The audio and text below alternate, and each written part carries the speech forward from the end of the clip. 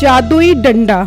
एक वक्त की बात है, किसी गांव में एक बहुत गरीब फैमिली रहती थी जिनके पास अक्सर खाने पीने के लिए कुछ भी नहीं होता था। इसलिए वो लोगों के घर से मांग कर कुछ न कुछ ले आते थे और इस तरह अपना गुजारा कर रहे थे। लेकिन फिर कुछ दिनों से लोगों ने उन्हें खाना देना बंद कर दिया था। इसी वजह से अब उनकी भूख काफी बढ़ गई थी। बेटा, मुझसे भूख बर्दाश्त नहीं होती, तू जाकर खाने के लिए कुछ लेकर आ जा। अम्मी अब्बू जान, मैं तो लोगों से खाना मांगते मांगते थक गया हूँ। अब तो लोग खाना बिल्कुल भी नहीं देते। बेटा, अगर तू खाने के लिए नहीं लाएगा तो हम भूख से मर जाएंगे। जा जाकर कहीं से खाने के लिए लेकर आ जा। अम्मी अब्बू जान, आप परेशान मत हो, मैं कहीं से कुछ न कुछ लेकर आता हूँ। फिर बिट्टू घर से निकलता है और कुछ आगे आकर एक घर का दरवाजा बजाता है। ये कौन आ गया है इस टाइम? कौन है भाई? भाई जान, जरा बाहर आना, आपसे एक जरूरी बात करनी है मैंने। फिर मीठा बाहर आता है। भाई जान, कुछ खाने के लिए दे दो, बहुत जोर की भूख लग रही है। घर में मेरे मॉम डैड भूखे बैठे हैं, उनके लिए कुछ खाने के लिए लेकर जाता हूँ। आप मुझे खाना दे दोगे तो मैं सारा खाना उनके पेट के अंदर डाल दूंगा। वाह, मांगनी खैराता थे अम्मी अब्बू नु कहना मॉम डैड। वाह रे मॉम डैड बच्चे। भाई जान, ज्यादा मेरे गुर्बत का मजाक उड़ाने की जरूरत नहीं है, जल्दी से खाना दे दो ताकि मैं जाऊँ। आगे ही मेरे पास टाइम बहुत थोड़ा है। तुम मेरा वीर बगैर खाना लिए यहाँ से निकल जाए, शाबाश। पता नहीं कहाँ से मुंह उठा उठा कर आ जाते हैं। मीठा ये कहकर गुस्से से दरवाजा बंद कर देता है। बड़े भाई कोई बगैरत लोग हैं, ये नहीं कि थोड़ा सा खाना दे दे, सारा खाना खुद ही ठूस ठूस कर खा जाते हैं। अब कुछ और ही मसला हल करना पड़ेगा, इस तरह तो काम नहीं चलेगा। फिर बिट्टू वहाँ से निकलता है तो उसे एक फ्रूट वाला नजर आता है। भाई जान, सेब क्या रुपए किलो दे रहे हो? भाई सिर्फ और सिर्फ 150 रुपए किलो दे रहा हो। 150 रुपए किलो? इतने सस्ते? ओ भाई, कोई अच्छी नस्ल का फल दिखाओ, 1500 रुपए किलो वाला दिखाओ। इतने सस्ते फ्रूट खरीदना तो मैं अपनी तौहीन समझता हूँ। अरे वाह भाई, आप तो बहुत अमीर इंसान हो जो बाहर के मुल्क के इम्पोर्टेड फ्रूट खाते हो। जी, हम शाही खानदान से ताल्लुक रखते हैं और VIP किस्म के फ्रूट खाते हैं। पर भाई, हमारे पास तो यही फ्रूट है 150 रुपए किलो वाले। आपको अच्छी नस्ल का फ्रूट शहर से मिलेगा। यार अब शहर कौन जाए, चलो तुम ही मुझे ये फ्रूट दे दो। फिर दुकानदार उसे फल पैक कर देता है। लाओ भाई, 150 रुपए दो। ओ यार शिट, मैं तो बटुआ घर पर ही भूल कर आ गया हूँ। तुम मुझे फ्रूट ले जाने दो, मैं थोड़ी देर तक आकर तुम्हें पैसे दे देता हूँ। कोई उधार नहीं है, अभी पैसे दो, अभी दो पैसे। बिट्टू उसकी एक नहीं सुनता और फ्रूट लेकर भाग जाता है। ओ बेटा, मेरा फल लेकर भाग गया, इसको पकड़ो, पकड़ो इसको। बिट्टू फल लेकर घर जा रहा होता है कि उसे रास्ते में मीठा मिल जाता है। ये क्या, तू फिर मेरे सामने आ गया? ओए, तू टलेगा कि नहीं? बार बार मेरे सामने आकर मेरा दिन खराब कर देता है। पहले मुझे मेरी माँ से मार पड़वाई, अब फिर मेरे सामने आ गया है। अब पता नहीं मुझे किस किस से लिपट पड़ेंगे। ओए मीठे पतली पौनी वाले, चल जाकर अपना काम कर। मैं तेरा दिन खराब कर रहा हूँ या तू मेरा दिन खराब कर रहा है? अच्छा भला सेब लेकर घर जा रहा हूँ, पता नहीं कहाँ कहाँ से मुँह उठा कर आ जाते हैं लोग। फिर बिट्टू वो फल लेकर घर चला जाता है और मीठा अपना काम करने के लिए निकल जाता है। तो कुछ आगे आकर देखता है कि एक बाबा डंडा लेकर बैठा होता है। दरख्त पे बैठा कर वहाँ कभी नहीं कर दी बेट, जल्दी से मेरे सामने आता मुर्गी का लेग पीस। ये मंत्र पढ़ते ही उस बाबे के सामने मुर्गी का पीस आ जाता है। मीठा ये देखकर हैरान रह जाता है।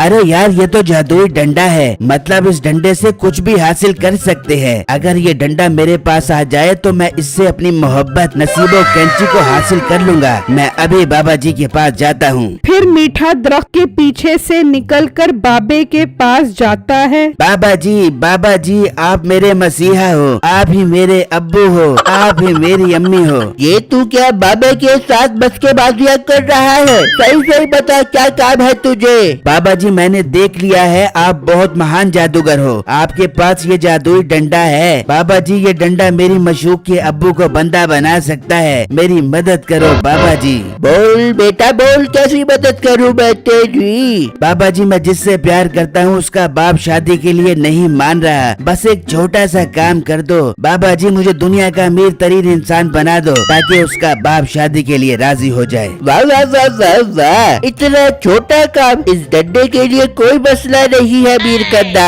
ये डंडा तो हर तरह का जादू कर सकता है, ये देख। फिर बाबा मंत्र पढ़ता है। बकरी ने दिए बच्चे, बच्चे थे सारे बकरे। ऐ जादुई डंडे, छेद कर दो इसके कपड़े। ये मंत्र पढ़ते ही मीठे के कपड़े तब्दील हो जाते हैं। ओ बाबा जी, ये आपने मुझे कैसे कपड़े पहना दिए हैं? इन्हें तब्दील कर दो वरना मेरी नाक कट जाएगी। ओ बेटा, मैंने तुझे दिखाने के लिए जादू किया है ताकि तुझे पता लग जाए कि ये डंडा कितना नायाब है। फिर बाबा जादू करके मीठे के कपड़े वापस तब्दील करते हैं और मीठा उसकी मिन्नत करने लग जाता है कि वो उसे ये डंडा एक दिन के लिए दे दें। ठीक है, मैं तुझे एक दिन के लिए डंडा देता हूँ, लेकिन मुझे कल शाम तक वापस कर दी। ठीक है मेरे प्यारे बाबा जानी, मैं वादा करता हूँ आपको शाम तक ये डंडा वापस कर दूंगा। फिर मीठा उस बाबा जी से वो जादुई डंडा ले लेता है और वापस चला जाता है और एक जगह बैठकर आते जाते लोगों को तंग करता है।